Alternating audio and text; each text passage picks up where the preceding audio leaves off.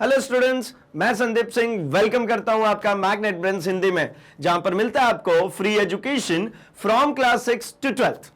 मतलब यहां पे कुछ चैप्टर्स देखने के बाद आपको किसी भी तरीके का गोल्ड सब्सक्रिप्शन या प्रीमियम सब्सक्रिप्शन लेने की बिल्कुल भी जरूरत नहीं पड़ती, क्योंकि हम आपके लिए लेकर आते हैं क्वालिटी कंटेंट एक्सपीरियंस टीचर्स के साथ, वो भी फ्री ऑफ कॉस्ट।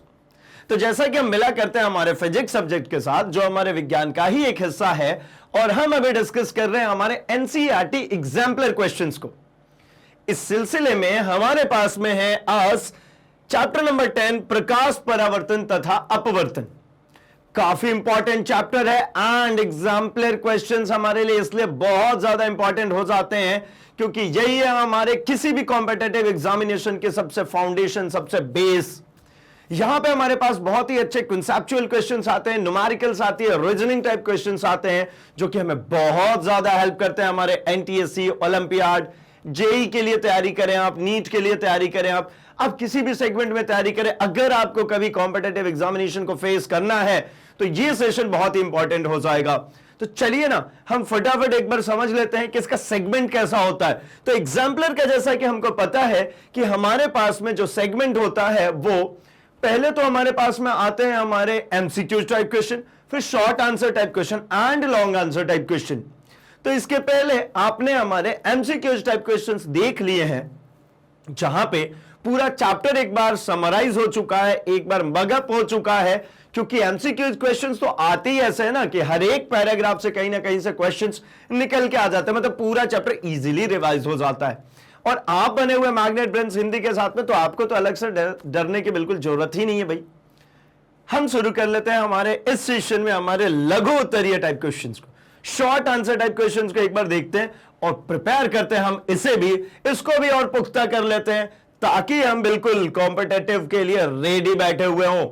चलिए तो भाई शुरू करा जाए हमारा पहला क्वेश्चन इसके अकॉर्डिंगली, जो कि हमारे क्वेश्चन नंबर 19 के बाद आता है। 19 तक हमारा एमसीक्यू था, 90 के बाद हम बात करें 19 के बाद, तो क्वेश्चन नंबर 20 यहां पर निम्नलिखित प्रकरणों में गोलीय दर्पण अथवा लेंस के रूप में युक्ति पहचान कीजिए। बहुत शानदार क्वेश्चन होता है, सिंपल क्वेश्चन होते हैं, बस देखने से लगता है कि पता नहीं क्या पूछेंगे, बट होता बड़ा आसान है भाई। आइए तो, जबकि प्रत्येक प्रकरण में आभासी एवं सीधा प्रतिबिंब बनता है। एक कंडीशन बोल दी इन्होंने कह दिया कि हर एक प्रकरण में आपको जो प्रतिबिंब बनाना है वो आभासी और सीधा प्रतिबिंब बनाना है। अच्छा, आभासी और सीधा प्रतिबिंब बनाने के कंडीशंस की अगर हम बात करें, अगर इनके केसेस की हम बात करें, तो आभासी और सीधा प्रतिबिंब बनने की कौन कौन सी केसेस हो सकती हैं, एक बार अपने दिमाग को वापस से रिवाइंड करते हैं और देख करके आते हैं कि भाई ये कौन कौन सी केसेस थी जहां पर हमने देखा था कि आभासी और सीधा प्रतिबिंब बनता है। तो देखिए, समतल दर्पण, और समतल दर्पण के केस में हमेशा ही बनता था, लेकिन यहां पे क्या पूछा है, गोलीय दर्पण या लेंस। तो समतल दर्पण वाला केस तो हमने हटा दिया, अब बचा गोलीय दर्पण। तो गोलीय दर्पण दो तरीके का था भाई, एक उत्तल और एक अवतल। अब जब मैं उत्तल में बात करूं तो उत्तल में हमेशा ही आभासी और सीधा प्रतिबिंब बनता है। उत्तल दर्पण की अगर हम बात करेंगे तो हमेशा ही आभासी प्रतिबिंब बनेगा और सीधा प्रतिबिंब बनेगा। लेकिन जब अवतल दर्पण में हम बात करते हैं, जब हमने अवतल दर्पण इसकी अगर हमने बात करी, तो इस दर्पण में हमें पता है जब मैंने ऑब्जेक्ट को फोकस और इस पोल के बीच में रखा होता है, तब जाकर के यहां पे बनता है इसका सीधा और आभासी प्रतिबिंब, जो दर्पण के पीछे होता है। ठीक है ना, आगे बात करते हैं। एक केस तो ये हो गया। अगला केस जो हमने कहा कि भाई ये हमारा हो जाता है उत्तल दर्पण। उत्तल दर्पण के केस में हर बार ही अगर मैंने यहां पे वस्तु रखा हुआ है तो इसकी इमेज हर बार ही दर्पण के पीछे यहां कहीं पे बनती हुई नजर आती है, जो कि आभासी होती है किंतु छोटी होती है। ठीक है ना, इसमें आवर्धित होता है, इसमें छोटा होता है। ठीक, ये है मेरा अवतल, ये मेरा अवतल दर्पण, और अगर मैं यहां पे बात करूं तो नीचे है मेरा उत्तल दर्पण। अब अगर इसी तरीके से लेंस में चलें तो लेंस में हमें पता है, अगर उत्तल लेंस की बात की जाए तो उत्तल लेंस में जब फोकस और पोल के, या फिर यहां पे कहूं तो ऑप्टिकल सेंटर कहलाता है, प्रकाशिकीय केंद्र कहलाता है, फोकस और प्रकाशिकीय केंद्र के बीच में अगर आपने एक वस्तु को रख दिया है तो इसकी आवर्धित प्रतिबिंब इसी साइड पे यहां पे बन जाती है। ये कौन सा केस है भाई, तो ये हमारा है उत्तल लेंस। अब इसी प्रकार अगर हम अवतल लेंस की बात करते हैं तो अवतल लेंस में भी जैसे कि यहां पे हमें देखने को मिला था उत्तल दर्पण में कि हर एक बार ही उसका आभासी और सीधा प्रतिबिंब बनता था, वैसे ही यहां पर भी होगा। अगर वस्तु यहां पर है तो इसका आभासी और सीधा प्रतिबिंब यहां पर बनेगा हमेशा ही। ठीक है, हम किरण आरेख भी खींचेंगे इसके लिए। चलिए एक बार हम जरा कोशिश करते हैं क्वेश्चंस को रीड करके इसके अकॉर्डिंगली सेट करने की, इसके बाद हम बात कर लेंगे सबके किरण आरेख की। ठीक है, आइए। तो क्वेश्चन कहता है भाई कि बिंब युक्ति और इसके फोकस के बीच में है तथा आवर्धित प्रतिबिंब इसके पीछे बनता है। बिंब का है भाई युक्ति, मतलब युक्ति कहने का मतलब है या तो वो गोलीय दर्पण या फिर वो लेंस। ठीक है, कहां है? तो बिंब युक्ति और इसके फोकस के बीच में, युक्ति और फोकस के बीच में। तो ये हो गई मेरी युक्ति और ये हो गई फोकस। ठीक है, देखते हैं शायद ये केस है कि नहीं है। फोकस के बीच में तथा आवर्धित प्रतिबिंब इसके पीछे बनता है, मतलब युक्ति के पीछे बनता है हमारा क्या? आवर्धित प्रतिबिंब। तो ये रही मेरी युक्ति, इसके पीछे देखिए ये बना आवर्धित प्रतिबिंब। अगर मैं इसको ड्रॉ कर देता हूं, मैं इसको ड्रॉ भी कर दे रहा हूं भाई। एक किरण तो इसके सेंटर ऑफ कर्वेचर से होकर के चली जाती है भाई, तो ये रही वो वाली लाइन, ये यहां तक गई, ये दर्पण पे गई, दर्पण पे जाने के बाद टकरा के वापस आ जाएगी। यही होता है इसका नियम कि जो इसके केंद्र से होकर के जाएगी सेंटर ऑफ कर्वेचर से, वो दर्पण से टकरा के वापस आ जाती। क्यों? क्योंकि सेंटर से ज्वाइन करने वाली ये लाइन हमेशा होती है त्रिज्या, और त्रिज्या हमेशा अपने परिधि पे 90 डिग्री का कोण बनाता है। और हमें पता है कि हमेशा ही परावर्तन के नियम में आपतन कोण बराबर होता है परावर्तन कोण के। तो ये आपतित हुई 90 पे, तो परावर्तित भी तो 90 पे ही हो जाएगी। अगला केस, तो अगले केस में क्या होता है भाई? तो ये एक लाइन जाती है पैरेलल टू प्रिंसिपल एक्सिस, जो कि फोकस से गुजर जाएगी, जो पैरेलल जाएगी प्रिंसिपल एक्सिस के मुख्य अक्ष के समांतर जाएगी, वो फोकस से गुजर जाएगी। तो इन दोनों के कारण जो यहां पे मुझे कटान बिंदु मिला, जहां पर ये दोनों मिले हैं, ये अगर मेरा ए बी है तो ये हो जाता है मेरा A dash B dash. I think ये जो फर्स्ट क्वेश्चन पूछा था इसके अकॉर्डिंगली ये फिट है कि बिंब और बिंब युक्ति और इसके फोकस के बीच में है तथा आवर्धित ए डैश बी डैश, देखिए बड़ी प्रतिबिंब बनी है ए बी से, आवर्धित है, युक्ति के पीछे है। और ये जो शुरू में कंडीशन था कि भाई आभासी और सीधा होना चाहिए, तो ये आभासी भी और सीधा भी है। ठीक है ना? तो मतलब पहले का तो आंसर बन गया हमारा। आगे बढ़ता हूं मैं, अगले क्वेश्चन की बात करते हैं। बिंब जो है युक्ति और इसके फोकस के बीच में, बिंब जो है युक्ति और फोकस के बीच में। ठीक है भाई, आवर्धित प्रतिबिंब उसी ओर बनता है जिस ओर बिंब है। ये हो जाएगा ये सेकंड वाला कैसे? उत्तल लेंस। मैं ऊपर बना देता हूं, ये उत्तल लेंस हो जाएगा। क्यों भाई? क्योंकि इन्होंने कहा कि आपका युक्ति ये रही, वस्तु को रखना है फोकस और इसके सेंटर के बीच में, फोकस और युक्ति के बीच में। तो फोकस और युक्ति के बीच में ये हो गया। अब यहां से फिर से वही दो किरणें चलेंगी। एक किरण चलती है, वो चलती है भाई कहां? तो ऑप्टिकल सेंटर से होती हुई ऐसी निकल जाती है, ये सीधी निकल जाती है। और दूसरी किरण जो चलती है वो किरण ये जाती है और जाने के बाद ये फोकस से होकर के गुजर गई, ये किरण फोकस से गुजर गई। तो इस लाइन को मैंने पीछे की तरफ जब बढ़ाया, तो पीछे की तरफ बढ़ाने के तत्पश्चात मुझे मिला कि यहां पे इन दोनों लाइनों ने एक दूसरे को कट कर दिया। जब इन दोनों लाइनों ने एक दूसरे को यहां पे कट किया, इसका तात्पर्य ये होता है कि इस हाइट के लिए ये मुझे मिल जाएगा इमेज। यहां पे अगर इसका नाम ए बी था तो ये हो जाएगा मेरा, ये वाली जो डिस्टेंस जो ये बनी है ये ए डैश बी डैश। ये ए डैश बी डैश कैसी हो गई भाई? तो इन्होंने कहा कि फोकस के और युक्ति के बीच में, फोकस और युक्ति के बीच में हो गया। आवर्धित प्रतिबिंब उसी ओर बनता है जिस ओर बिंब है। तो ये इसका आवर्धित प्रतिबिंब इधर ही बन गया ना भाई, जिधर में बिंब है। वस्तु किधर था? इसमें, इस लेंस से पहले, और इधर ये बन गई। मतलब ये हो गया उत्तल दर्पण और ये हो जाता है मेरा उत्तल लेंस। इन दोनों के तो आंसर मिल गए भाई। अब आगे बढ़ते हैं, आगे और चर्चा करते हैं। क्वेश्चन नंबर सी की अगर हम बात करें तो क्वेश्चन नंबर सी कहता है बिंब युक्ति और अनंत के बीच स्थित है। बिंब जो है युक्ति और अनंत के बीच में स्थित है तथा छोटा प्रतिबिंब प्रकाशिक केंद्र तथा फोकस के बीच उसी ओर बनता है जिस ओर बिंब स्थित है। तो भाई इसके लिए कौन सा केस हो जाएगा? अगर हम इसके लिए बात करते हैं तो इसके लिए देखिए ये जो केस हमने बनाया था ये केस सेम है। इस केस में क्या हो रहा है भाई, तो इस केस में अगर आप ध्यान से देखें तो ये रही वस्तु, यहां से चलिए एक दूसरा ही ड्रॉ कर लेता हूं मैं। यहां से अगर आप देखें तो ये हमारा हो जाएगा भाई, कहीं पर भी एक वस्तु रख दीजिए, ये हो गया वस्तु। ये यहां से जाने के बाद पैरेलल जो लाइन जाती है ये निकल जाती है बाहर, और हमको ऐसा लगता है कि यार ये कहां से भाई, तो ये आ रही है फोकस से, ऐसा हमको प्रतीत होता है। क्योंकि भाई ये जब हम अवतल लेंस की बात करते हैं तो अवतल लेंस में ये जो भी प्रकाश किरण आती है उसको क्या करेगा, डाइवर्ज कर देता है, फैला देता है।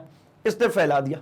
अब एक और किरण यहां से चलेगी, ये वाली किरण, जो कि इसके ऑप्टिकल सेंटर से होकर के गुजरेगी, इसके प्रकाशिकीय केंद्र से होकर के ऑप्टिकल सेंटर से होकर के गुजरी।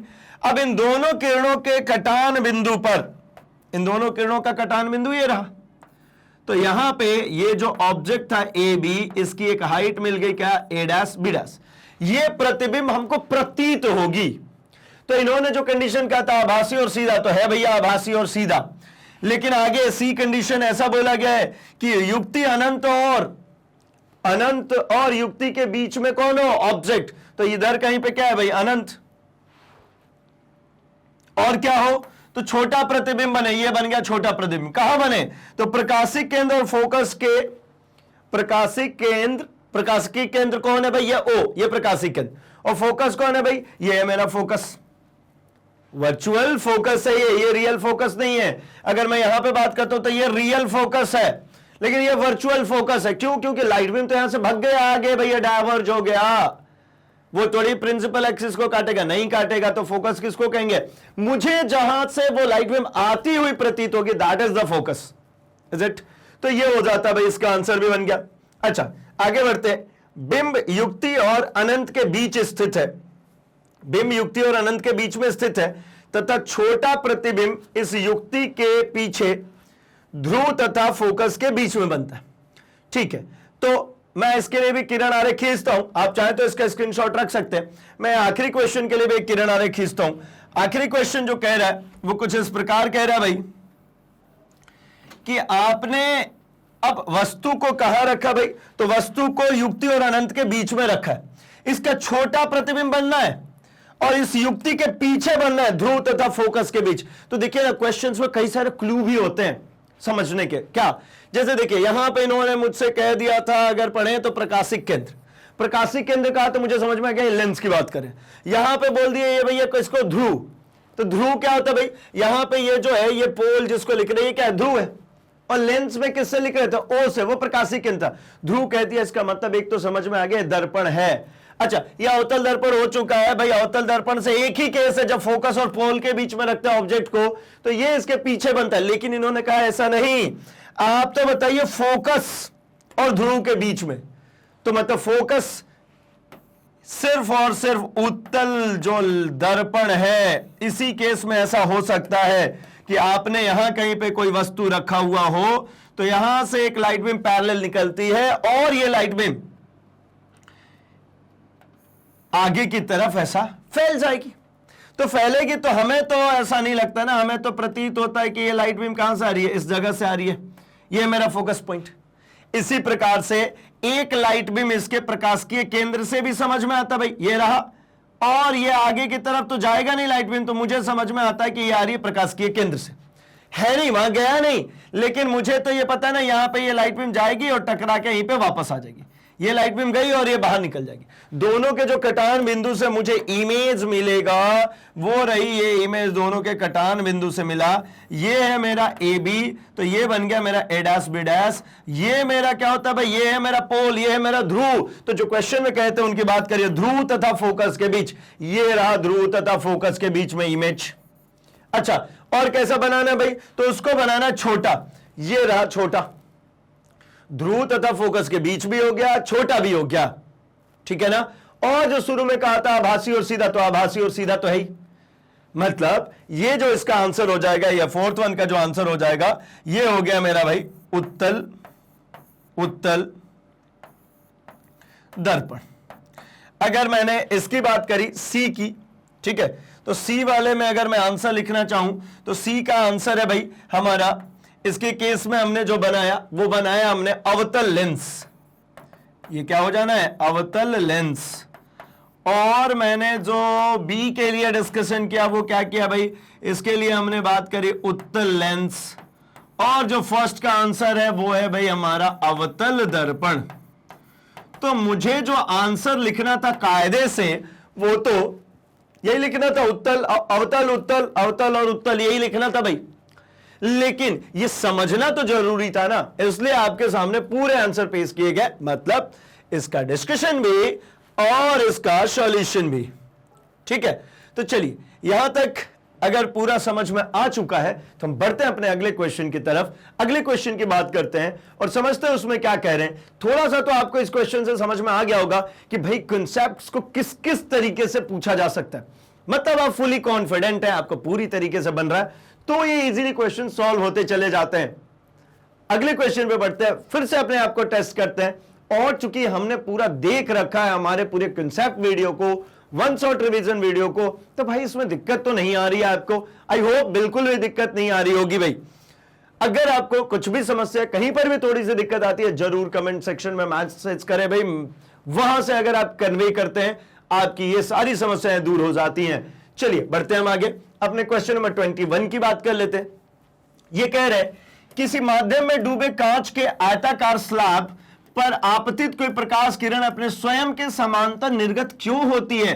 आरेख द्वारा स्पष्ट कीजिए। ये कहना ये चाह रहे हैं कि भाई हमने अभी तक देखिए जो कुछ पढ़ा उसमें तो हमने ये पढ़ा कि भाई जब कभी एक किरण आपतित होगी कांच के स्लैब पे तो ये अपने जो आपतित किरण का एक प्रोजेक्टेड मार्ग बना लीजिए, ये रहा उसका प्रोजेक्टेड मार्ग, और ये अपवर्तन के फलस्वरूप जो जा रही है लाइट बीम उसका मार्ग, ये दोनों हमेशा एक दूसरे के कैसे रहेंगे भाई? पैरेलल, समांतर जाएंगे। ये हमने पढ़ा था। अब सवाल देखिए कैसा हो गया भाई। जैसे हम बात करते हैं ना, जब हम कहते हैं ना कॉम्पिटेटिव, तो कॉम्पिटेटिव कहने का मतलब यही होता है हम चलते बेस में, हम और नीचे चलते हैं। लोगों को लगता है नहीं कॉम्पिटेटिव मतलब यार कुछ बहुत ही बड़ी सी चीज आने वाली होगी, कुछ बहुत बड़ी बड़ी बातें करेंगे, कुछ बड़े बड़े से क्वेश्चन का। ना भैया, बिल्कुल नहीं। कॉन्सेप्ट्स की बात करेंगे और बेस में चलेंगे और नीचे उतरेंगे और ज्यादा खोल खोल करके उसको समझेंगे बस। और जब कुछ सब कुछ समझ में आया है तो फिर डर का है कि चलते हैं ना नीचे। यह हमें पता था पहले से कि अगर एक लाइट बीम आती है कांच के स्लैब से गुजरेगी तो जो लाइट बीम का शुरुआत का जो प्रोजेक्टेड पाथ था वो, अपवर्तन के फलस्वरूप जो पाथ मिला वो, ये दोनों ही पाथ एक दूसरे के पैरेलल होते हैं। ऐसा क्यों? तो ऐसा इसलिए होता भाई कि जब कभी भी प्रकाश की किरण एक माध्यम से दूसरे माध्यम में जाती है तो वह अपने मार्ग से विचलित हो जाती है। और विचलन का कारण क्या है? उस दूसरे माध्यम में उपलब्ध कणों का घनत्व। कैसे भाई? तो हमने एक एग्जाम्पल कवर किए थे, उसी एग्जाम्पल को हम दोबारा से कवर करेंगे। वो एग्जाम्पल ये कहता था कि अगर हम अपने दोस्त के साथ बाइक पे बैठे और बढ़िया ऐसा हाथ फैला के ऐसे घूमे घूमे चले जा रहे, ऐसा कब तक मैं दोस्त के साथ बाइक पे हाथ फैला के जाऊंगा भाई? तो जब तक खाली रोड होगा। जैसे ही रोड संकरी हो गई या फिर वो किसी छोटे से कस्बे से होकर के गुजरी है, बाजार से होकर गुजरी है, तो तुरंत ही मेरे हाथ ऐसे सिमट जाएंगे। फिर से वो कस्बा निकल गया, फिर से खुला रोड आ गया, फिर से हाथ ऐसे करके लहराते हुए जा रहे। भैया इसमें किया क्या हमने? तो हम हुए अभिलंब और ये हो गए हमारे रेज। जैसे ही घनत्व ज्यादा हुआ, डेंसिटी बढ़ी, भीड़ भाड़ वाला इलाका है, हाथ सिमट गए। किधर गए?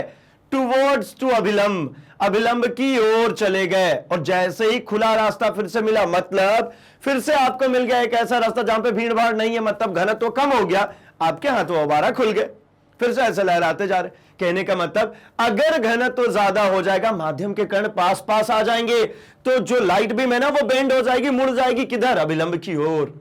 और जैसे ही खुला माहौल मिलेगा तुरंत वो अपने अभिलंब से दूर चली जाएगी। ये रहा, ये जैसे ही कांच के अंदर आए अभिलंब की ओर मुड़ गया और कांच से बाहर गया, अभिलंब से दूर भाग गया। अब इसी कारण से तो हो रहा है कि ये जो इसका इनिशियल प्रोजेक्टेड पाथ था, ये जब निर्गत हुई तो इसी के पैरेलल निर्गत हो गई। ठीक है ना? जो इनिशियल पाथ था उसी के पैरेलल निर्गत हो गई। अगर मान लीजिए यहां पे सपोज इस क्वेश्चन से थोड़ा सा हट के बात करूं, यहां पे कांच था और यहां पे मान लीजिए हमने भर दिया होता वाटर, ये ऊपर में एयर, तो इस जगह पे अभी ये पैरेलल नहीं जा रही होती। इसके पैरेलल जाने का कारण क्या है भाई, ऊपर एयर और नीचे भी क्या है गया, एयर। ये जो वाटर वाली बात कर रहा हूं अभी ये हट गया, तो ये पैरेलल ही जाएगी ना भाई, जैसा शुरू में आ रही थी, जिस डायरेक्शन में पहले जा रहा था प्रकाश का किरण, उसी डायरेक्शन में अभी भी जाएगा प्रकाश का किरण, वो नहीं चेंज होने वाली। ठीक है, तो समझ में आया होगा आई थिंक। आइए एक बार आंसर रीड कर लेते भाई, क्या कहते हैं। तो जब प्रकाश की किरण एक माध्यम मतलब विरल से दूसरे माध्यम सघन में जाती है तो यह विलंब की ओर मुड़ जाती है। जब यही प्रकाश किरण सघन से विरल की ओर जाती है, अभी विरल से सघन आई तो किधर भाई, घना आबादी क्षेत्र आएगा, हाथ अपनी तरफ मुड़ जाएगा, अभिलंब की ओर प्रकाश झुक जाएगी। और जैसे ही हम घनी आबादी से बाहर निकलेंगे, खुले में निकलेंगे, मतलब क्या भाई, सघन से विरल की ओर जाएंगे तो अभिलंब से दूर हट जाएगी, भाग जाएगी दूर। सिंपल है। चलिए आगे बात करते हैं हम अपने अगले क्वेश्चन की तरफ, 22nd क्वेश्चन की तरफ, और देखते हैं ये क्या कह रहे हैं भाई। तो 22nd क्वेश्चन कह रहे हैं कि किसी पेंसिल को जब जल से भरे ग्लास में डुबोते हैं तो वह वायु तथा जल के अंतरा पृष्ठ पर मुड़ी हुई प्रतीत होती। इसका क्या मतलब है भाई, इसका यह मतलब है, एक ग्लास है, इसके अंदर हमने एक पेंसिल डाल दी, तो ये वाली जो सतह है, ये वाली जो सतह है, ये वो सतह है जहां पर इसके नीचे जाएंगे तो भाई पानी है, इससे नीचे जाएंगे तो वाटर, और इससे ऊपर गए तो कौन सा, एयर। मतलब ये वो लेयर है जिसके ऊपर अलग माध्यम है, जिसके नीचे अलग माध्यम है। इसी को कह रहे हैं यहां पे क्या, अंतरा पृष्ठ पर मुड़ी हुई प्रतीत होती है। यदि इस पेंसिल को जल के स्थान पर केरोसिन अथवा तारपीन के तेल में डुबोएं तो क्या यह इनमें भी इतनी हुई मुड़ी प्रतीत होगी। अपने उत्तर की व्याख्या आरेख सहित कीजिए। पानी में ये देखिए, ये बेंडिंग हुआ है, पानी में जितनी बेंडिंग हुई है क्या इतनी ही केरोसिन में भी होगी, क्या इतनी ही जो यहां पे क्वेश्चन है तारपीन है उसमें भी होगी। तो एक सिंपल सी बात समझिए, ये जो झुकाव है, ये जो मुड़ाव है, ये हमने अभी देखा कि ये माध्यम के घनत्व के ऊपर निर्भर करता है। अगर घनत्व ज्यादा होगा तो भाई झुकाव ज्यादा होगा, और घनत्व कम होगा तो झुकाव कम होगा। एक सिंपल सी बात बताइए ना, पानी और केरोसिन या तारपीन की अगर हम बात कर लें तो पानी ज्यादा घनत्व का होगा या केरोसिन या तारपीन भाई। तो आप कहेंगे ये तो कैलकुलेट करना पड़ेगा, सोचना पड़ेगा। नहीं सोचना भाई, बड़ा ही सिंपल है। इससे जुड़ा एक एमसीक्यू भी आया था हमारे पास, वहां भी डिस्कस किया था, फिर से डिस्कस कर रहा हूं। एक सिंपल सी बात, आपको घनत्व के बारे में अभी इस क्लास तक बहुत ज्यादा डीपली सोचने की जरूरत नहीं है। खैर, हमने निकाला हुआ है 9th क्लास में, इस चीज को लेकर के एक पूरा डिस्कशन करा हुआ, वहां पे हमने पूरी वैल्यूएशंस भी निकाली है। लेकिन अभी इस चैप्टर में आपको इतना डीपली जाकर के उस कैलकुलेशन तक नहीं पहुंचना। आपको एक बहुत अच्छा सा तरीका बता रहा हूं जिससे आपको इजीली बन जाया करेगा। क्या करना है समझिए, जिसको मैंने एक बूंद के रूप में कहीं पे डाला, अगर वो बहुत ज्यादा अच्छा बढ़िया वाला गोल बन रहा है, वो उतना ज्यादा घनत्व ज्यादा है उसका। और जैसे जैसे उसकी गोल की आकृति विकृत होती जाती है, जैसे ऐसा बन रहा है तो मतलब ये ज्यादा घनत्व है। ये टेबल पे रखा, टेबल पे हमने एक चीज रखा, वो ऐसा घनत्व ऐसा बन रहा है तो मतलब इसके पास भी घनत्व है। एक ऐसी चीज बन रही है, कम हो गया, अब ऐसी चीज बन रही है और कम हो गया, ऐसी चीज बन रही है और कम हो गया। ये सब है क्या, चलिए एक एक एग्जांपल की बात कर लो।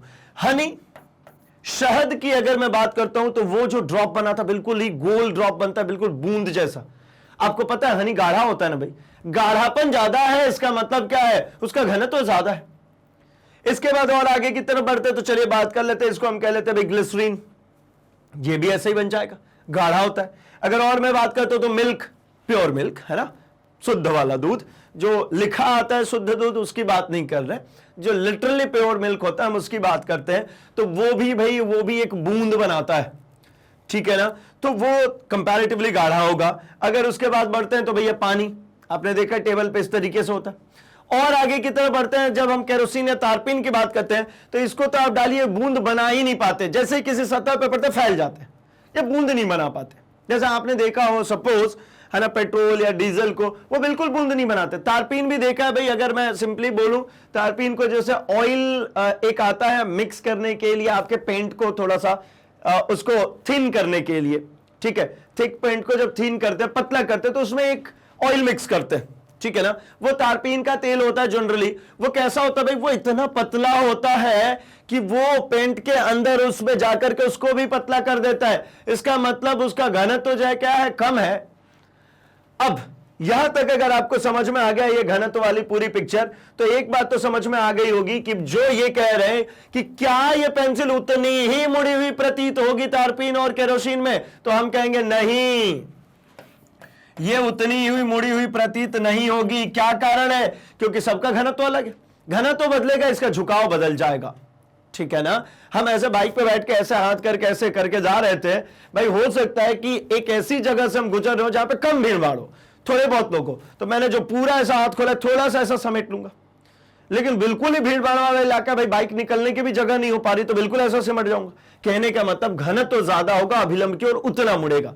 घनत्व तो जितना कम होता जाएगा वो अभिलंब से उतना दूर जाता जाएगा। तो आंसर मिल गया कि भाई ये ऐसा नहीं होगा, ठीक है। आगे बात करते हैं हम जरा। तो इसमें जो कहा है कि आरेख सहित बताइए, ये रही आरेख। हमको पता है कि अब प्रकाश का जो केंद्र है वो ये हो गया, मान लीजिए यहां से अब प्रकाश निकले। पेंसिल मुड़ी हुई प्रतीत होने का यही मतलब होता है कि जो प्रकाश यहां से निकली ऐसी होती हुई, मैं थोड़ा सा इसको भी बोल्ड कर लेता हूं, प्रकाश यहां से निकलने के बाद यहां तक पहुंचा सतह पे। अब सतह पे तो ये ड्रॉ कर दिया मैंने अभिलंब, ये क्या है भाई, ये अभिलंब है। तो यहां पे ये दिख रहा है कि अब किधर जाना है, तो ये नीचे पानी था मतलब घनत्व ज्यादा था, एयर है मतलब घनत्व कम होगा, तो अभिलंब से दूर। कायदे से तो इसको ऐसे चले जाना चाहिए था, लेकिन ये अभिलंब से दूर हट गई, ये इधर चली गई, ठीक है ना। तो ये अभिलंब से दूर होने का मेन कारण यही था कि भाई ऊपर घनत्व कम हो गया, ऊपर जो है वो विरल माध्यम आ गया। आइए रीड करते एक बार। तो जब हम किसी शीशे के गिलास में आधा पानी भरकर उसमें एक पेंसिल को आंशिक रूप से डुबोते, आधा डुबा है, तो यह पेंसिल मुड़ी हुई नजर आती है। ऐसा प्रकाश के अपवर्तन के कारण होता है। जल की सतह के अंदर की पेंसिल जो सीधी होनी चाहिए वो मुड़ी हुई नजर आती है। यहां प्रकाश में अपवर्तन का नियम लागू होता है कि जब कोई प्रकाश किरण विरल माध्यम से सघन माध्यम में प्रवेश करती है तो यह अभिलंब की ओर झुक जाती है।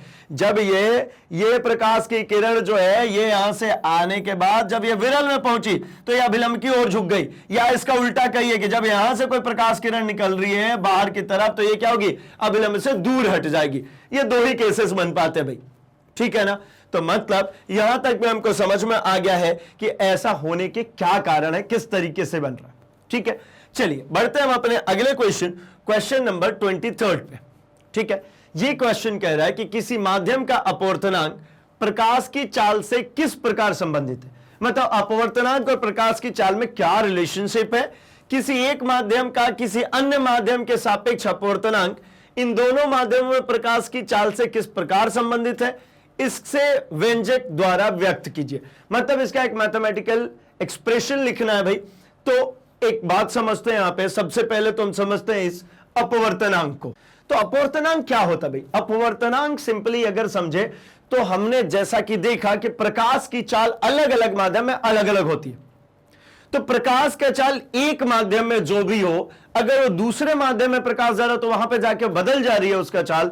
तो प्रकाश का चाल पहले माध्यम में अपॉन प्रकाश का चाल दूसरे माध्यम में, या फिर कहूं प्रकाश के चाल पहले माध्यम प्रकाश के चाल दूसरे माध्यम का जो अनुपात होता है इसी को कहते हैं हम अपवर्तनांक। तो चाल से अपवर्तनांक का तात्पर्य समझ में आ गया कि भाई ये वो नंबर है जो मुझे बता पाता है कि प्रकाश की जो चाल है, जो हम जा रहे हैं एक माध्यम से दूसरे माध्यम में, तो किस प्रकार से मेरा प्रकाश तेज चलेगा धीमे चलेगा, मतलब वह विलंब की ओर मुड़ने वाला है या विलंब से दूर चला जाएगा, इसी का वो एक फैक्टर है। आइए देखते हैं। तो जब प्रकाश की किरण एक माध्यम से दूसरे माध्यम में जाती है तो यह अपने मार्ग से विचलित हो जाती है। यह विचलन माध्यम और उस माध्यम में प्रकाश की चाल पर निर्भर करता है। यह विचलन किस पर निर्भर कर रहा है, प्रकाश की चाल पे। अतः अपवर्तनांक माध्यमों में प्रकाश की चाल का अनुपात होता है। मतलब ऐसा लिखो कि भाई अपवर्तनांक, ये क्या होता है भाई, अपवर्तनांक बराबर, ठीक है, प्रकाश की चाल पहले माध्यम में, तो फर्स्ट लिख लेता हूं, अपॉन प्रकाश की चाल दूसरे माध्यम में। फर्स्ट मीडियम में, और नीचे क्या आ गया भाई, सेकेंड मीडियम में। अब इसी अपवर्तनांक को हम रिप्रेजेंट करते हैं म्यू से, तो ये हो गया mu is equals to same चलेगा, प्रकाश की चाल फर्स्ट मीडियम में अपॉन में प्रकाश की चाल सेकेंड मीडियम में। मतलब ये हो गया फाइनली प्रकाश की चाल फर्स्ट मीडियम अपॉन प्रकाश की चाल सेकेंड मीडियम में। अब इन दोनों के तहत हम यह कैलकुलेशन बना पाते हैं कि अगर कोई प्रकाश की चाल की बात कर रहा है कि भाई जब कभी वो जाएगा दूसरे मीडियम में तो ये क्या हो गई, अभिलंब की ओर झुक गई, तो किस प्रकार से झुकेगा, कितना झुकेगा, क्या झुकेगा, इन सभी के बारे में इंफॉर्मेशन यहां से मिल जाती। क्योंकि यही रिलेशनशिप, यही जो हम यहां पे बात कर रहे हैं म्यू इक्वल्स टू प्रकाश की चाल फर्स्ट मीडियम में अपॉन सेकेंड मीडियम में, यही रिलेशनशिप दो तरीके में चलती है, एक सापेक्ष और एक निरपेक्ष। ठीक है, सापेक्ष और निरपेक्ष कहने का मतलब अगर म्यू इक्वल्स टू में बात करता हूं एयर के कंपैरिजन में किसी मीडियम में, तो ये हो गया हमारा निरपेक्ष। और अगर हम यहीं पे बात करते हैं किसी मीडियम में, मतलब वेलोसिटी किसी पहले मीडियम में, वेलोसिटी किसी दूसरे मीडियम में, तो इसको हम कह लेते हैं निरपेक्ष, सॉरी ये सापेक्ष, ये ऊपर निरपेक्ष। ठीक है ना, आइए चलते हैं हम जरा इन दोनों की चर्चा करते हैं और डिस्क्रिप्टिवली कि किस तरीके से बनेंगे। तो सबसे फर्स्ट तो इस म्यू के लिए जरा ये अपवर्तन में जो दोनों माध्यम में जो अपवर्तन हो रहा है, इसमें जो झुकाव हो रही है, उसके लिए एक एक्सप्रेशन देखते हैं। तो जब प्रकाश की किरण किन्हीं दो माध्यमों की सीमा तल पर तिरछी आपतित होती है तो आपतन कोण की जा और अपवर्तन कोण की जा का अनुपात एक कांस्टेंट होता है, नियतांक होता है, जिसको म्यू कहते हैं। कैसे, देखिए ये एक सतह है, इस पे एक प्रकाश किरण तिरछी आपतित हुई, यहां पे बन जाता है एक अभिलंब।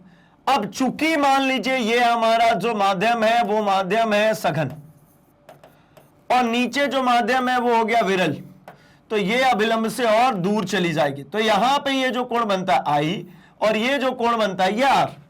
तो इस केस में यही म्यू जिसकी हम बात कर रहे थे, म्यू इक्वल्स टू प्रकाश की चाल फर्स्ट मीडियम में, प्रकाश की चाल फर्स्ट मीडियम में अपॉन में हम जो डिस्कस कर रहे थे प्रकाश की चाल सेकेंड मीडियम में, इसको जब हम झुकाव के केस में बात करना चाहेंगे, ये चाल से रिलेशनशिप है अपवर्तनांक का। अब यही अपवर्तनांक का रिलेशनशिप किससे मिल गया, तो ये कोण से मिल गया, मतलब कितने डिग्री पर झुके हुए हैं इनसे भी मिल गया भाई। ठीक है ना, मतलब रिफ्रैक्टिव इंडेक्स, इसी रिफ्रैक्टिव इंडेक्स को हम लिख सकते हैं sine I upon sine R. ये सिमिलर दिखता है हमारे स्नेल्स लॉ के। ठीक है, स्नेल्स लॉ जो हमारे अपवर्तन का फर्स्ट नेम उसी जैसा दिखता है। चलिए आगे बात करते हैं। इसी स्थिरांक के मान को पहले माध्यम के सापेक्ष दूसरे माध्यम का अपवर्तनांक कहते हैं। ठीक है ना, मतलब अपवर्तनांक दो तरीके के हो गए, एक निरपेक्ष और एक सापेक्ष।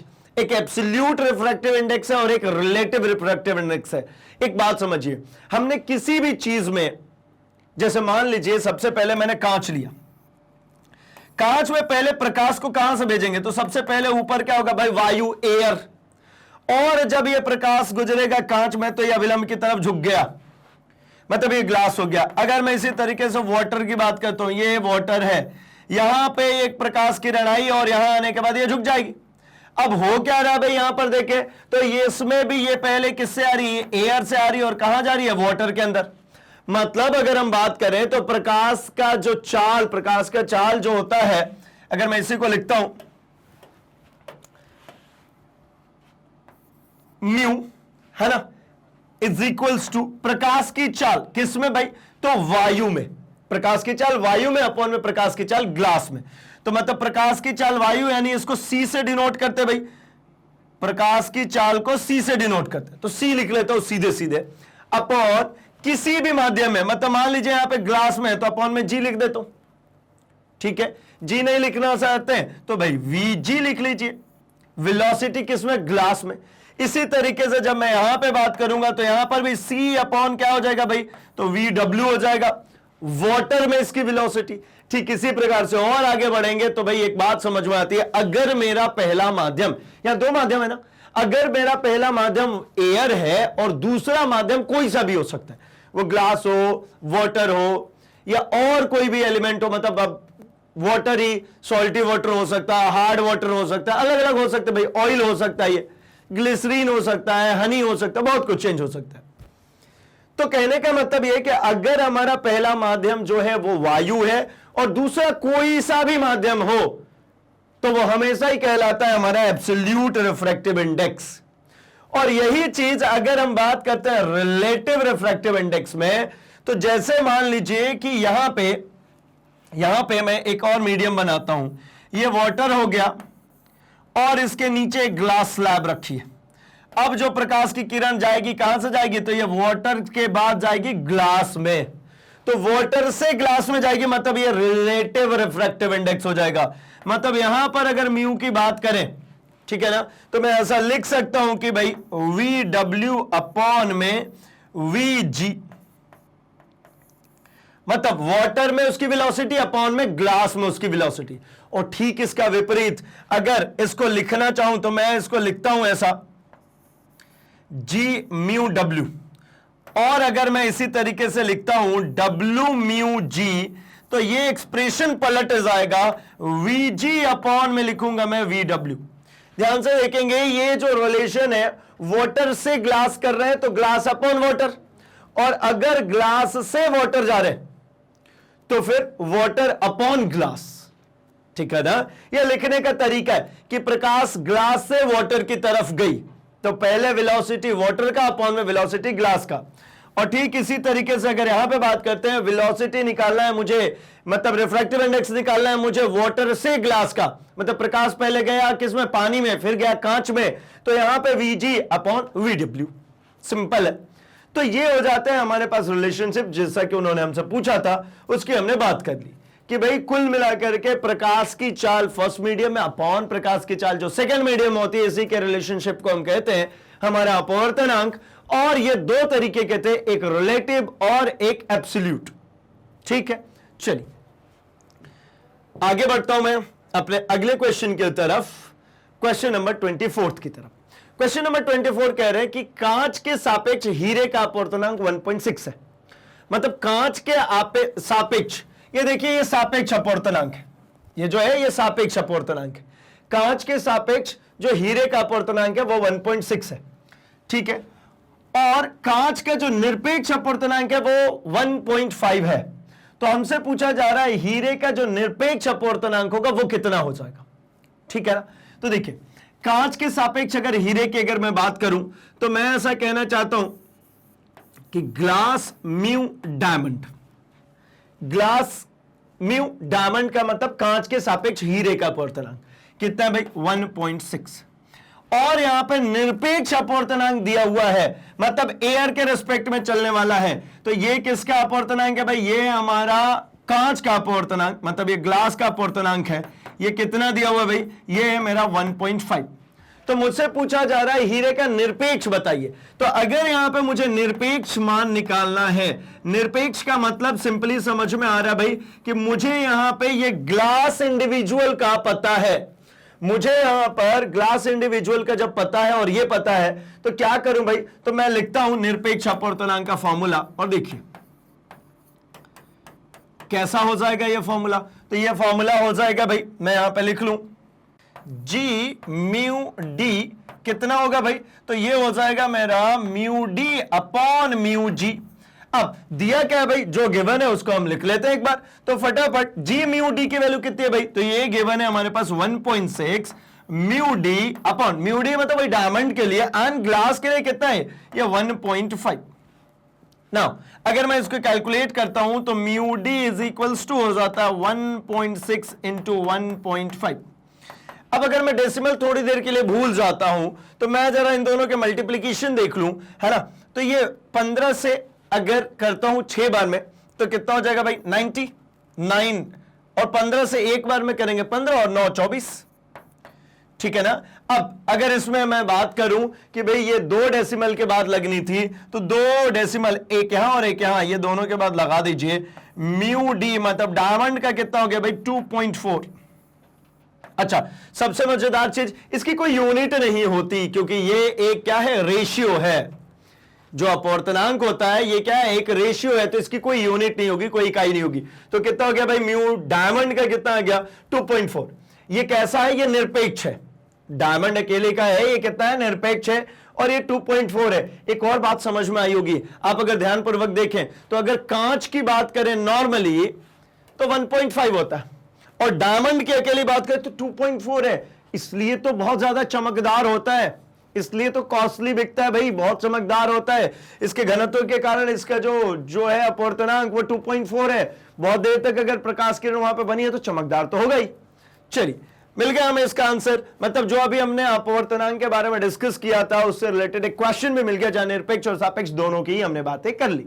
चलिए भाई आगे बढ़ता हूं मैं अपने अगले क्वेश्चन की तरफ। क्वेश्चन नंबर 25th क्वेश्चन कह रहे हैं कि 20 सेंटीमीटर फोकस दूरी का कोई उत्तल लेंस आवर्धित आभासी प्रतिबिंब के साथ साथ आवर्धित और वास्तविक प्रतिबिंब भी बना सकता है। ठीक है, यहां बात करें उत्तल लेंस का, ठीक है ना। तो उत्तल लेंस में अगर हम बात करते हैं तो आभासी आवर्धित प्रतिबिंब तो बनाता ही बनाता है, आवर्धित वास्तविक प्रतिबिंब भी बना सकता है। क्या यह कथन सही है? यदि हां तो इन दोनों प्रकरणों में प्रतिबिंब प्राप्त करने के लिए बिंब को कहां रखा जाना चाहिए? एक काम करते हैं ना, हम एक एक करके इन दोनों को बना लेते हैं। तो मुझे बनाना है 20 सेंटीमीटर फोकस दूरी का एक उत्तल लेंस। ये हो गया एक उत्तल लेंस, इसकी फोकस दूरी 20 सेंटीमीटर है, ठीक है भाई। आवर्धित आभासी प्रतिबिंब बनानी है इससे, तो फोकस दूरी अगर इसकी 20 है, ये इसकी फोकस दूरी है, यहां पर आगे जो भी फोकस दूरी आएगा ये 20 है। अगर मुझे इसका आवर्धित प्रतिबिंब चाहिए और कैसा आभासी भी, तो मुझे यहीं पर रखना होगा ऑब्जेक्ट को, कहां, फोकस और ऑप्टिकल सेंटर के बीच में। फोकस और जो उसका प्रकाशिक केंद्र है इन दोनों के बीचों बीच अगर हम रख देते हैं किसी ऑब्जेक्ट को, तो यहां से अगर मैंने एक प्रकाश किरण को लेके जाऊं तो ये ऑप्टिकल सेंटर वाली तो सीधी निकल जाती, ये तो कहीं बेंड नहीं होती।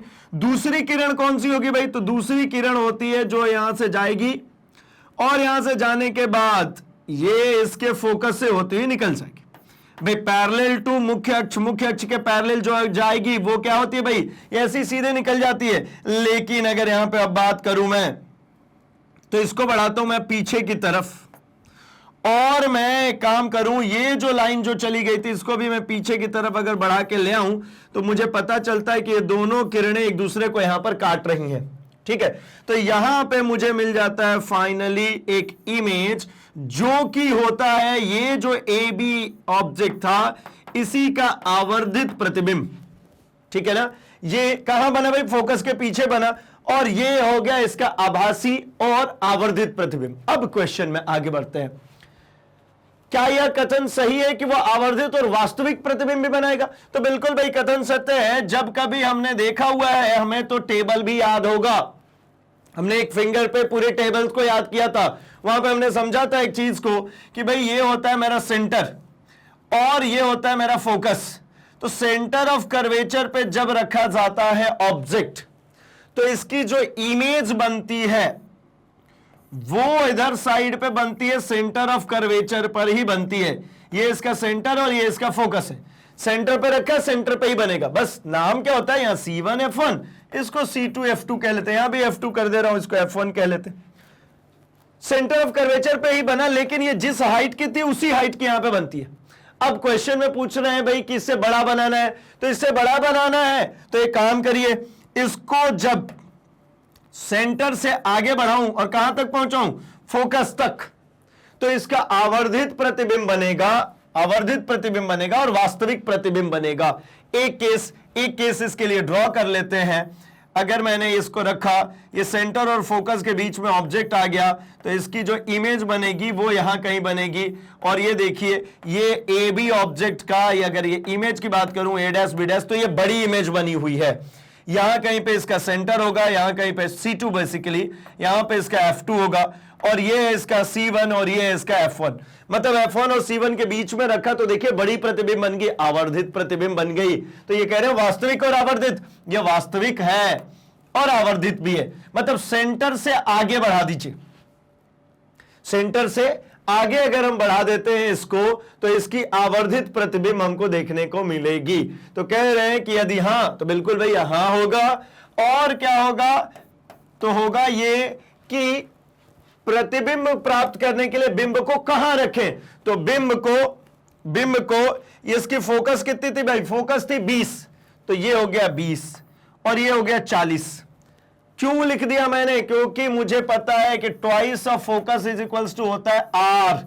कैसे पता है, तो भाई ये फोकस दूरी, ये वाली दूरी और ये दूरी दोनों बराबर होती है, या यूं कहूं कि ये CO जो लाइन है ये पूरा इसी का जो मिड पॉइंट होता है वो फोकस होता है, तो ये दोनों दूरियां बराबर हो गई ना। जब यहां से यहां तक की दूरी 20 है तो ये भी 20 होगी, मतलब टोटल 40। अर्थात ये 20 से 40 के बीच में, इन दोनों के बीच में अगर रखा हो ऑब्जेक्ट, तो इसकी हमेशा आवर्धित और वास्तविक प्रतिबिंब बनेगी। तो हां, बिंब को 20 तथा 40 सेंटीमीटर के बीच रखा जाना चाहिए,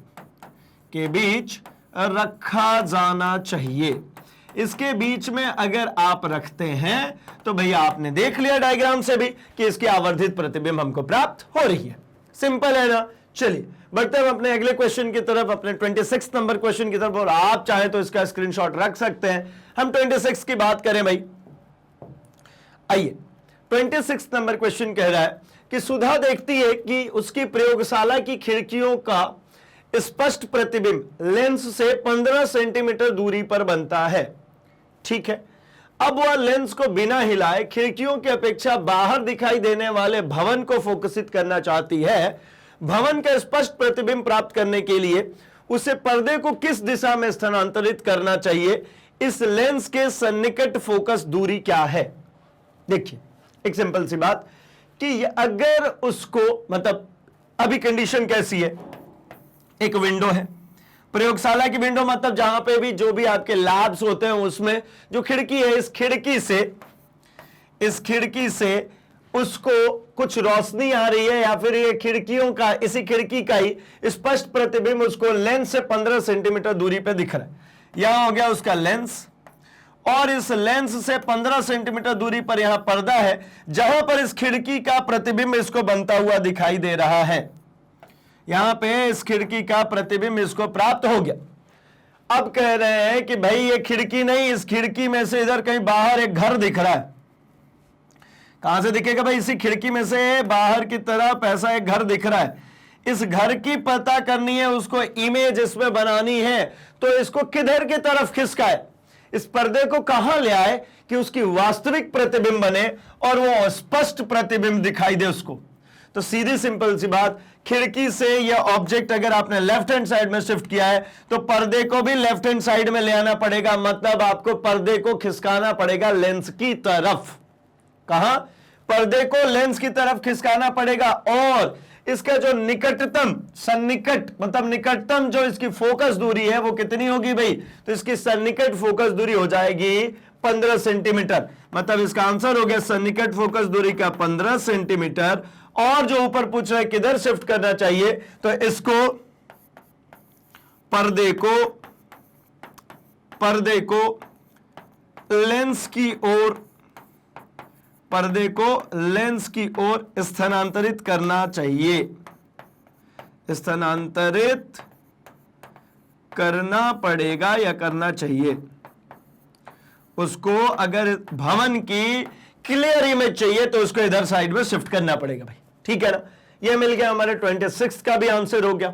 ठीक है, शॉर्ट आंसर टाइप है, इनमें मेन कॉन्सेप्ट समझने की बात करेंगे भाई। मेन जो चीज है इसका कॉन्सेप्ट समझना है। ठीक है ना, आगे बढ़ता हूं मैं अगले क्वेश्चन की तरफ, अपने 27 नंबर क्वेश्चन की तरफ।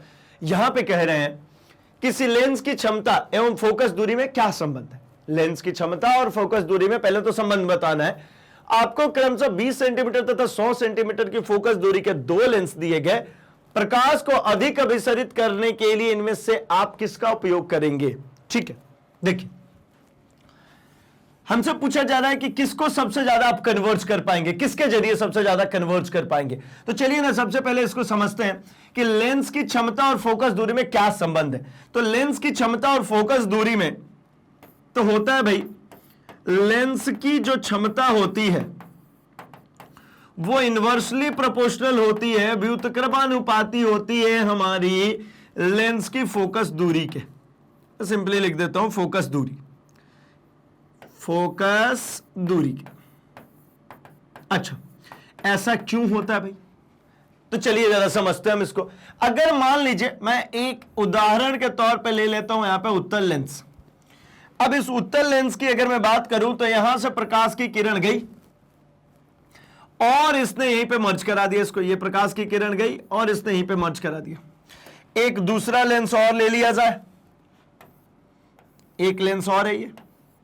इस लेंस में क्या हुआ भाई? तो इस लेंस ने जो प्रकाश की किरण आई उसको यहां मर्ज कराया।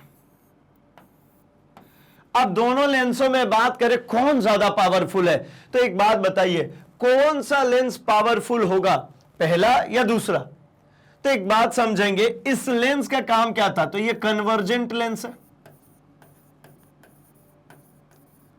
कन्वर्जेंट लेंस का मतलब क्या होता है भाई? जो कि प्रकाश किरणों को जल्दी से मर्ज करा दे, एकत्रित करा दे। जो बाद में मर्ज कर आ रहा है वो कम पावरफुल हुआ, जो जल्दी मर्ज करा दिया वो ज्यादा पावरफुल। भाई आपको काम दिया है कि आपके अंदर से जो लाइट बीम जाएगी उनको क्या करना है? एकत्रित करना है। जिसने बाद में एकत्रित किया उसकी पावर कम, जिसने जल्दी एकत्रित किया उसकी पावर ज्यादा। मतलब मैं यहां पे अगर बात करूं तो यहां देखिए छोटी सी फोकस है, और यहां पे अगर मैं बात करता हूं तो यहां पे बड़ी सी फोकस है। तो फोकस कम है तो पावर क्या है इसमें? ज्यादा है। इसका मतलब फोकल लेंथ के इनवर्सली प्रोपोर्शनल ही हो गया ना, कि फोकस को क्या किया भाई? कम किया तो पावर ज्यादा हो गया। यहां देखिए फोकस और पावर की अगर मैं बात करूं तो यहां पे मुझे प्रतीत हो रहा है कि पावर यहां पे जो है ये कम हो गया। क्यों? क्योंकि यहां पे फोकस दूरी जो है वो ज्यादा हो गया। मतलब ये इनवर्सली रिलेशन है। ठीक है, तो हमारे पास में जो ये कंडीशन है इसके अकॉर्डिंगली हमने ये एस्टैब्लिश किया कि लेंस की क्षमता तथा फोकस दूरी के बीच में क्या संबंध होगा भाई? तो लेंस की क्षमता हमेशा इनवर्सली प्रोपोर्शनल होती है फोकस दूरी के। मतलब इसको पावर को P से, क्षमता को P से लिखूं तो ये 1 अपॉन फोकल लेंथ। ये जो चल रहा है इसकी इकाई जो होती है इस पावर की, इसकी इकाई होती है डायोप्टर। इसकी इकाई क्या है भाई? डायोप्टर। D से डिनोट करते हैं। कब करते हैं? जब ये F किस में गिवन हो भाई? मीटर में। किंतु अगर यही F गिवन हो जाए सेंटीमीटर में तो ये रिलेशनशिप हो जाता है 100 अपॉन F। यहां पर F किस में गिवन है भाई? F गिवन है सेंटीमीटर में। भाई ऊपर देखिए F किस में आ गया? सेंटीमीटर में है। ये जो दिख रहा है 20 सेंटीमीटर 40 सेंटीमीटर, ये सेंटीमीटर में चल रहा है। जब सेंटीमीटर में चलेगा तो फॉर्मूला चेंज हो जाएगा, 100 अपॉन F लिखना पड़ेगा। मीटर में चलेगा तो 1 अपॉन F चलेगा, क्योंकि स्टैंडर्ड यूनिट जो इसकी होती है, SI यूनिट जो होती है वो होती है डायोप्टर। और डायोप्टर को अगर आप स्टैंडर्ड यूनिट में लिख रहे हैं क्षमता को, तो भाई आपको फोकस दूरी को भी तो स्टैंडर्ड में लिखना होगा ना। और इसकी फोकस दूरी कितनी है? मीटर। फोकस की स्टैंडर्ड यूनिट क्या होगी भाई? मीटर होगी ना। दूरी है वो डिस्टेंस है। अब क्वेश्चन की बात कर ली जाए। क्वेश्चन में कह रहे हैं कि क्रमशः 20 तथा 40 सेंटीमीटर के दो लेंस दिए गए हैं। इनकी फोकस दूरी कितनी है भाई? तो मान लेता हूं मैं L1 कह लेता हूं। लेंस 1 जो है इसकी फोकस दूरी है 20। तो लेंस 1 के लिए मैं पावर कैलकुलेट करता हूं P1, तो ये हो जाएगा 100 अपॉन 20। ठीक है, 100 अपॉन 20 मतलब कितना हो गया भाई? तो ये हो गया मेरा 5, यानी ये 5 डायोप्टर का है। अगर मैं L2 की बात करूं, सेम फॉर्मूले से P2 निकालता हूं तो 100 अपॉन क्या लिखना भाई? F2 कितना है? 40। अगर मैं इसको कैंसिल करूं तो ये मुझे समझ में आता है कि इसको अगर कैंसिल करते हैं 4 से तो ये 2 बार में चला जाएगा। 8.20 मतलब 2.5। ठीक है, मतलब क्या समझ में आता है भाई? कि जो L1 है वो ज्यादा पावरफुल है और जो L2 है वो कम पावरफुल है। ये जो है जिसकी फोकस दूरी ज्यादा है, जिसकी फोकस दूरी ज्यादा है उसका पावर कम है, और जिसकी फोकस दूरी कम है उसका पावर क्या है भाई? उसका पावर ज्यादा है। तो यहां पे मैं यही तो कह रहा हूं कि L2 देखिए उसकी फोकस दूरी क्या थी? ज्यादा थी, तो पावर कम आई है। और L1 जिसकी फोकस दूरी क्या थी भाई? कम थी, तो पावर ज्यादा आई है। तो कौन ज्यादा अभिसरित करेगा? तो मैं यहां पे आंसर लिख सकता हूं क्या भाई? कि L1 मतलब 20 सेंटीमीटर फोकस दूरी वाला जो होगा, 20 सेंटीमीटर फोकस दूरी का लेंस क्या करेगा भाई? अधिक अभिसरित करेगा, अधिक कन्वर्ज करेगा, अधिक अभिसरित करेगा।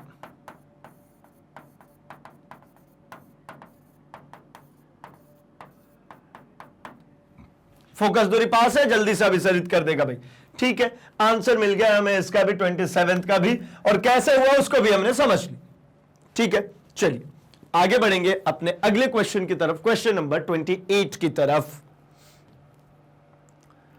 क्वेश्चन नंबर 28 कह रहे हैं कि दो समतल दर्पणों को किसी व्यवस्था द्वारा किस स्थिति में चाहे आपतन कोण कुछ भी हो, लेकिन आपतित किरण और परावर्तित किरण सदैव एक दूसरे के समांतर होगी, इसको आरेख द्वारा दर्शाइए। देखिए भाई, ऐसा एक ही कंडीशन में हो सकता है जब दोनों दर्पणों को आप रख दे 90 डिग्री पे, दोनों को एक दूसरे के कैसे रख दे भाई, लंबवत रख दे, मतलब एक के ऊपर एक, कुछ इस प्रकार। अब इस केस में क्या हुआ, अगर ध्यान से देखें, यहां पे कुछ भी किसी भी जगह से मान लीजिए आपतन हुआ, तो जितने का कोण बना के आपतित होगा उतने का ही कोण बना करके यहां पे परावर्तित हो जाएगा। अब यहां पे जितने का परावर्तन हुआ वापस से ये उतने का ही परावर्तन हो जाएगा। अगर यहां पे ध्यान पूर्वक देखेंगे ना, तो इन दोनों का योग, अगर इन दोनों का योग की बात करें तो ये 90 और ये 90, टोटल कितना हुआ भाई, 180। अगर ये 90 डिग्री का हो गया, यहां पर भी 90 डिग्री का हो गया, किसी चीज को पहले आपने 90 डिग्री मोड़ा, फिर उसको 90 डिग्री और मोड़ दिया, तो अल्टीमेटली 180 डिग्री मोड़ दिया, यानी उसी दिशा में मोड़ दिया ना जिधर से वो आ रहा था। ठीक है ना, मैंने एक चीज ऐसी आई, इसको मैंने पहले 90 यहां मोड़ा, फिर मैंने कहा 90 और मोड़िए, तो ये 90 मुड़ गई, ये लीजिए इसके पैरेलल होगी। सिंपल है। अब ये वाला डायग्राम थोड़ा समझना आसान है। अब इसी डायग्राम को फ्रेम कीजिए और यहां पे ले आकर के देखिए कि ये क्या कर रहे हैं भाई। यहां पे एक ये जो है ये हमने रख दिया कैसा, लंबवत। किसके भाई, एक नीचे रखा हुआ है हमारे पास दर्पण, इसके इन दोनों दर्पणों को एक दूसरे के लंबवत रखा, तो यहां पे आपतित किरण जो होगी ये परावर्तन के फलस्वरूप जाके दूसरे वाले मिरर से टकराएगी, और दूसरे वाले मिरर से जब परावर्तन होगा तो ये जो शुरू में आपतन हो रहा था इसके ये समांतर देखेगी। सिंपल है, ये याद रख सकते हैं परमानेंटली। ये बहुत ही ज्यादा इंपॉर्टेंट टाइप का क्वेश्चन हो जाता है, इजी है लेकिन ये पूछा जाता रहा है। चलिए देखिए आंसर को, तो जब दो समतल दर्पण को एक दूसरे के लंबवत रख दिए जाते हैं तो आपतित किरण तथा परावर्तित किरण सदैव एक दूसरे के समांतर हो जाती है। यही तो हम डिस्कस कर रहे थे। सिंपल है भाई। चलिए चाहे तो आप इसका भी स्क्रीनशॉट रख सकते हैं, क्योंकि हम अपने अगले क्वेश्चन पे बढ़ रहे हैं। क्वेश्चन नंबर 29 की बात करने जा रहे हैं भाई हम। क्वेश्चन नंबर 29 कह रहा है किसी प्रकाश किरण का पथ दर्शाइए जब वह वायु से जल और जल से वायु में तिरछी प्रवेश करती। सिंपल हो गया भाई। अब तक तो हमने बहुत सारे ऐसे ऐसे क्वेश्चंस कर लिए कि ये तो मेरे लिए वो हलवा टाइप का क्वेश्चन है ना। हलवा मतलब क्या, जो सबसे इजी हो, सबसे आसानी से जो खाने में लगता है, आई थिंक वो हलवा ही है, इसलिए कहते होंगे भाई ये कहावत। तो चलिए आइए मुद्दे की बात करते हैं। वायु से जल में चलाइए और जल से वायु में चलाइए। भैया एक सीधी बात है ना, अपवर्तनांक होना है, अपवर्तन होना है, बेंड होनी है लाइन अपनी जगह से, जिस जगह से आ रही है उससे। कब कैसे बेंड होगी भाई, तो उसकी बेंडिंग उसी पे डिपेंड करती है कि प्रकाश किरण सघन से विरल में जा रही है या फिर वो विरल से सघन में आ रही है। तो पहला क्या कह रहा है भाई, वायु से जल। वायु से जल मतलब क्या, वायु मतलब गैस, गैस मतलब इसके कण, इसके मॉलिक्यूल दूर दूर होंगे, और जल है मतलब वो कैसे होगा भाई, लिक्विड है ना, घन तो ज्यादा होगा उसके कंपैरेटिवली। तो मतलब कहां से कहां जा रहा है। अगर पहले क्वेश्चन की मैं बात करता हूं तो पहले क्वेश्चन में जो हमारे पास है वायु से जल, तो वायु से जल जाने का मतलब मुझे समझ में आता भाई कि ये है हमारा विरल से सघन की तरफ जाना। और विरल से सघन की तरफ जाते हैं तो क्या होता है, वो अभिलंब की तरफ झुक जाता है, अभिलंब की ओर झुक जाता है भाई, अभिलंब की ओर झुक जाता है। कैसे भाई, तो कुछ इस प्रकार से। ठीक है, कैसे, ये वायु से आया, वायु से आने के बाद ये जल में आया, तो ये देखिए ये वायु से आ रहा है, चले तो इसको ऐसे ही जाना चाहिए था, लेकिन ये यहां से ऐसे गया नहीं, ये झुक गया किधर, अभिलंब की ओर आ गया। ये अभिलंब की ओर आने का क्या कारण रहा भाई, तो अभिलंब की ओर आने का कारण ये रहा कि हम जो आ रहे हैं वायु से जल में, वायु हमारा माध्यम है वो है विरल, रेरर मीडियम है, और ये हमारा है डेंसर मीडियम, ये हमारा सघन माध्यम है। जब हम विरल से सघन की तरफ जाते हैं, हमने डिस्कस किया कि जैसे ही घनत्व ज्यादा होता है भाई हम हाथ समेट लेते हैं, हाथ समेट लेते हैं, इसका मतलब क्या, हाँ ये जो है अभिलंब की ओर झुक जाता है। अगली बात करते हैं सेकंड की। अगर हम बात करें तो सेकंड में हमसे डिस्कस किया जा रहा है कि जल से वायु में। अब जल से वायु का क्या मतलब हुआ भाई, तो जल से वायु का तात्पर्य है कि इसका जस्ट उल्टा, मतलब जल मतलब सघन। भाई इसमें तो पास पास होंगे ना मॉलिक्यूल, जल है, लिक्विड है, और इससे आप जा रहे हैं हम किस में भाई, तो विरल में। और जब जल से मतलब वायु में या सघन से विरल में जाते हैं तो अभिलंब से दूर हट जाता है। अभिलंब से दूर हटना, ये कैसे होगा भाई, तो ये देखिए कुछ इस प्रकार से हो जाएगा। ये कैसे हो गया, तो ये देखिए यहां पर क्या है, जल, ये ऊपर क्या है, वायु। तो ये जल से जब गया तो अब यहां जाने के बाद चले तो इसको ऐसा ही जाना चाहिए था, लेकिन नहीं गया। क्या हुआ भाई, ये दूर हट गया, ये दूर भाग गया। क्यों दूर जा रहा है, क्योंकि यहां पे वायु में गए तो हमको विरल मिला, माध्यम के जो कण थे दूर दूर थे, हमको कोई दिक्कत नहीं हो रही है भाई, हम दूर हो गए। ठीक, चलिए, तो सिंपल था ये पूरा ही सेगमेंट। यहां तक में हमने अपने देखे पूरे ही क्वेश्चंस, मतलब 20th क्वेश्चन से लेकर 29th क्वेश्चन तक, जिसमें ये पूरे लघु उत्तरीय टाइप क्वेश्चंस थे। आने वाली सीरीज में हम और अभी देखेंगे इसके दीर्घ उत्तरीय टाइप क्वेश्चंस को भी। ठीक है, तो आई होप कि यहां तक आपको सब कुछ समझ में आया है। तो अभी के लिए इस वीडियो को लाइक कर दीजिए, चैनल को सब्सक्राइब एंड इसे अपने दोस्तों में शेयर भी कर दीजिए भाई, क्योंकि मैग्नेट ब्रेन्स हिंदी लेकर के आता है free education from class 6 to 12th, quality content and experience teachers के साथ। तो बने रहिए हमारे साथ, हम मिलेंगे अपने अगले सेशन में इसी के लॉन्ग आंसर टाइप क्वेश्चंस के साथ। Thanks for watching.